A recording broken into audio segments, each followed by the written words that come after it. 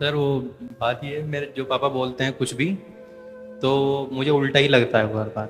ऐसा लगता है कि वो गलत बोल रहे हैं बिल्कुल, और उस चीज़ से मैं बहुत डिप्रेस्ड हूँ सर। बैठो, आप बैठो।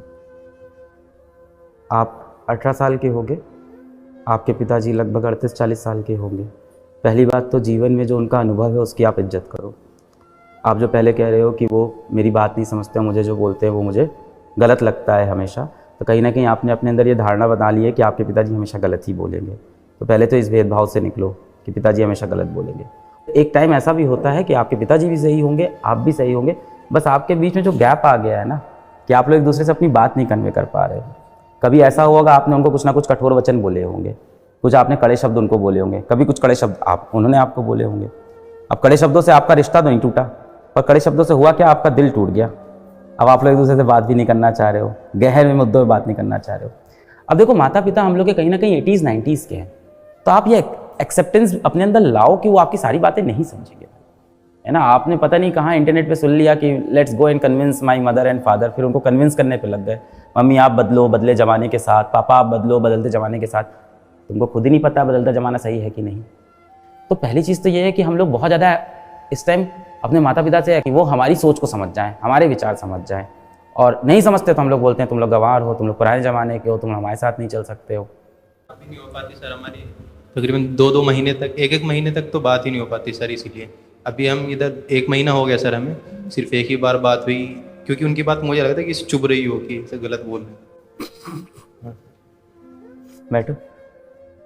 पिताजी से देखो रिश्ता काफ़ी बच्चों का अजीब सा होता है, और माताश्री से सभी का रिश्ता बहुत प्यारा होता है, क्योंकि मम्मी बहुत मासूम होती हैं, बड़ी भोली होती है ना। और कहीं ना कहीं हैं तो हम लोग तेज, फ़ायदा भी उठाते हैं मम्मी के भोलेपन का, है ना। मम्मी आ जाएंगे रात को 7 बजे तक आ जाएंगे, फिर गोला मार दिए 8 बजे आए, घर पे कौन डांट सुन रहा है पापा से, मम्मी, है ना। तो पिताजी से रिश्ता थोड़ा अजीब तो होता है, क्योंकि पिताजी ने, आपकी जनरेशन के पिताजी ने कहीं ना कहीं, हमारी जनरेशन के पिताजी ने कहीं ना कहीं सामाजिक स्ट्रगल ज़्यादा किया है, दुनिया ज़्यादा देखी है, और उनको पता है कि बाहर ये जो दुनिया है वो कठोर है ना, यहाँ कोई अपना नहीं है, यहाँ लोग मतलब के हैं। तो उन्हें डर लगता है आपके लिए। आप बेटा बहुत मासूम हो, आप बहुत भोले हो, आपसे कोई हंस के 2 बात कर लेता है ना, आपको लगता है वो आपसे बहुत प्यार करता है, और आप उससे अपने जीवन का सारा सत्य बताने लगते हो, अपनी सारी कमजोरी बताने लगते हो। चाणक्य यही बोलता है कि अपनी कमजोरियाँ कभी किसी को नहीं बतानी चाहिए, अपनी कमजोरियाँ हमेशा छुपा के रखो। अपनी कमजोरियाँ, अपने माता पिता की आर्थिक स्थिति और पति पत्नी के बीच की बातें कभी किसी को नहीं बतानी चाहिए। तो आप इतने भोले हो ना, आप इन चीज़ों को समझ नहीं देते हो। आपके माता पिता इस चीज़ को समझते हैं, स्पेशली आपके पापा, क्योंकि उन्होंने कठोर जिंदगी देखी है, लड़ाई की है, स्ट्रगल किया है, तब आपको पाल पोस के यहाँ तक बड़ा किया है। आप अपने आप तो हुए नहीं हो, पर वो आपकी बातें नहीं समझते, ये मैं समझ रहा हूँ, क्योंकि हम लोग के अंदर कहीं ना कहीं जनरेशन गैप है। आप इस चीज़ का अपने अंदर एक्सेप्टेंस लाओ ना कि हाँ वो मेरी बात बहुत ज़्यादा नहीं समझेंगे। मैं ये नहीं कह रहा हूँ जाके उनको कन्विंस करो। जैसे मिसाल के तौर पर आप देखो, किसने मूवी देखी है, वो MS धोनी वाली आई थी, समझ रहे थे उनके पिताजी। अब MS धोनी के पिताजी क्या चाह रहे थे उनसे, यही चाह रहे थे कि एक सरकारी नौकरी, क्योंकि भाई सरकारी नौकरी स्टेबल होती है। क्या गलत सोच रहे थे अपने बच्चे के लिए।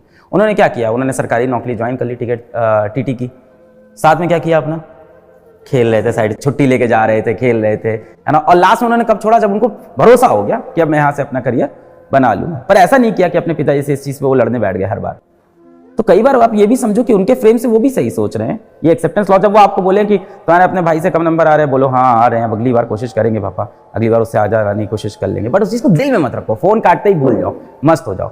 अब जैसे पिताजी की बात है, मेरे पिताजी तो पूरे समय बोलते थे कि तुमने बीटेक क्यों छोड़ दिया, बीटेक क्यों छोड़ दिया, है ना, अब घर वाले क्या बोलेंगे, इंजीनियर तक नहीं बन पाए, ऐसा है वैसा है। अभी कुछ दिन पहले मैंने उनको फ़ोन पे बात करते हुए सुना, मैंने उससे बोला आ जाओ कॉलेज छोड़ के। मैंने कहा आपने, मैंने कहा तुम कोचिंग पढ़ा लेना, मैंने कहा आपने पापा।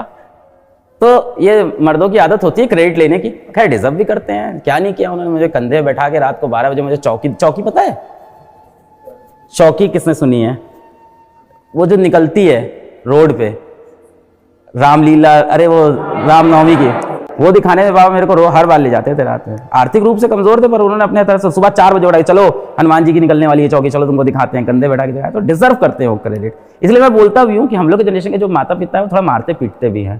कहता हूँ ठीक है यार, अपने ही माता पिता हैं, उनको नहीं मिली ऐसी एजुकेशन, उनके अराउंड नहीं था इंटरनेट, नहीं था ये माहौल, उनको नहीं पता था ये सब कि इस तरह से नहीं करना होता है। उनको यही सिखाया है कि मार पीट के सही कर दो। तो दिल से वो अच्छा चाहते हैं, बट आपसे डिफरेंट जनरेशन के हैं, तो थोड़ा सा आप भी उनको समय दो और उनकी बातों को दिल पे मत लो यार। अल्टीमेटली क्या चाहते हैं तुम्हारे लिए? वो कामयाबी चाहते हैं, तुम खुश रहो, अपनी जिंदगी अच्छे से जियो, यही चाहते हैं अल्टीमेटली।